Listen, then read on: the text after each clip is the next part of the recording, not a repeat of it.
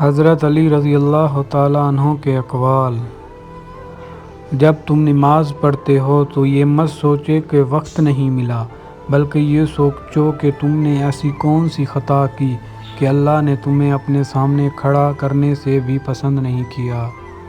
جو ظلم کے ذریعے عزت چاہتا ہے، اللہ اسے انصاف کے ذریعے ذلیل کرتا ہے۔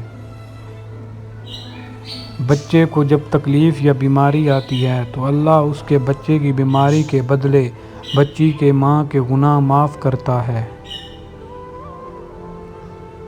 تنگ دستی میں سخاوت کرنا اور غصے میں سچ بولنا اور طاقت ہوتے ہوئے معاف کرنا بہترین نیکی ہے۔